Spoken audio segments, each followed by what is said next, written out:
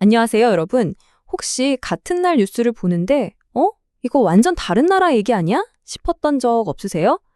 오늘은 바로 그거, 어떻게 단 하루의 뉴스가 완전히 다른 두 개의 현실을 만들어내는지 그 속을 한번 들여다보겠습니다. 네, 바로 이 질문. 이게 오늘 우리가 파헤쳐볼 핵심입니다. 그냥, 다르네? 여기서 끝나는 게 아니고요. 도대체 왜, 그리고 어떻게 이게 가능한 건지. 그 구조 자체를 뜯어보려는 거죠. 자, 그럼 바로 예시를 한번 들어볼게요. 동아일보 헤드라인인데요. 어떤 정치적인 사건을 딱 이렇게 규정합니다. 망신 주기, 의도 분명한 폭력. 와, 굉장히 강하고 단정적인 표현이죠? 그런데 말이죠. 정말 똑같은 사건을 두고 한겨레는 이렇게 말합니다. 국민 의구심에 답해야 한다. 어떠세요? 분위기가 완전히 다르죠? 한쪽은 폭력이라고 하는데 다른 한쪽은 의심에 답하라는 요구라고 보는 거예요. 정말 다른 이야기입니다. 이런 극명한 대비가 정치 뉴스에만 있는 건 아니에요.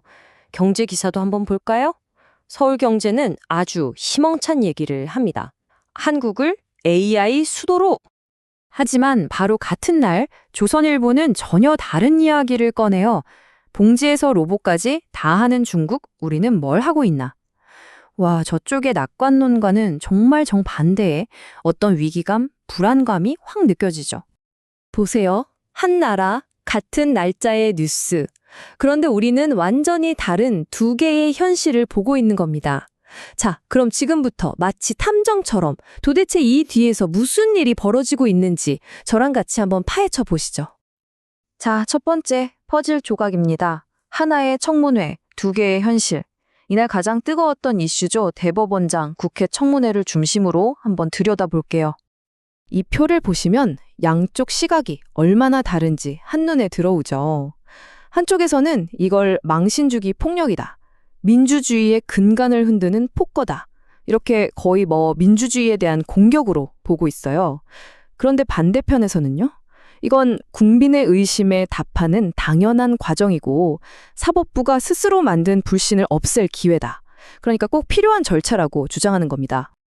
자, 그럼 이런 생각이 들죠. 그래서 어느 쪽이 진짜 맞는 말이야? 근데요, 오늘 우리가 하려는 건 누구 편을 들자는 게 아니에요. 그것보다 더 중요한 건 왜 이렇게까지 다른 시각이 생겨나는지 그 근본적인 이유를 이해하는 겁니다. 대체 어떤 장치가 있길래 이렇게 다른 이야기가 만들어지는 걸까요? 그 비밀은 바로 언론이 세상을 바라보는 저마다의 렌즈, 즉 이념의 렌즈에 있습니다. 이걸 좀 전문적인 용어로 미디어 프레이밍이라고 하는데요. 어려운 말이 아니라 이런 거예요. 똑같은 사건이 있어도 언론이 어떤 부분을 딱 골라서 더 크게 보여주느냐에 따라 우리가 그걸 해석하고 평가하는 방향이 달라지게 만드는 기술, 그런 거죠. 자, 이 그림 한번 보세요. 좀 복잡해 보일 수 있는데 진짜 재밌는 자료거든요. 이게 뭐냐면 한 연구에서 각 신문사들이 어떤 가치를 더 중요하게 생각하는지를 시각적으로 보여주는 거예요. 저기 거미줄처럼 생긴 그래프에 각 꼭지점이 민주주의나 자유주의 같은 가치들이고요. 특정 언론사의 선이 어느 쪽으로 더 길게 뻗어 있는지 그걸 보면 그 언론사의 렌즈를 알 수 있는 거죠. 여기 이 차트를 좀 더 자세히 볼까요? 가로축에 반공 국가 정체성이라는 항목이 있는데 유독 한 언론사의 선이 이쪽으로 쭉 뻗어 있는 거 보이시죠? 아하, 바로 이거예요.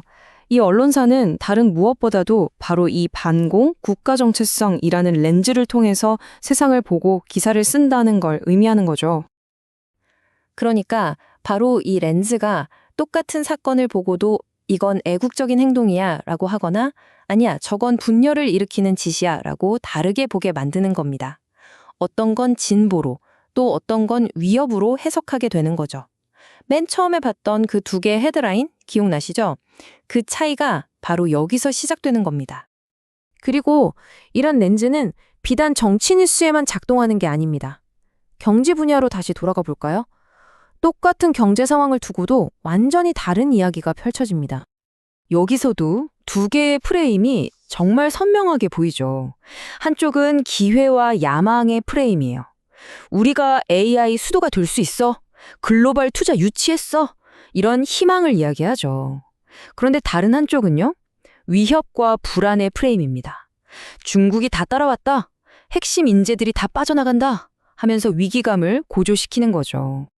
근데 여기서 정말 중요한 게 있어요. 두 이야기 다 사실은 실제 데이터를 근거로 하고 있다는 거예요. 없는 말을 지어내는 게 아니라는 거죠.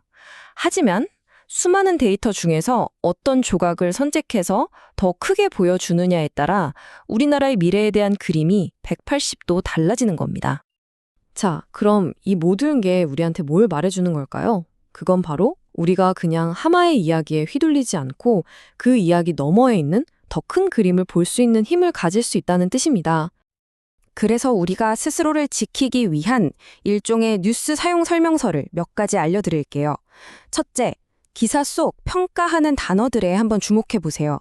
폭력이라고 썼는지, 책임 추궁이라고 썼는지, 야망인지, 불안인지.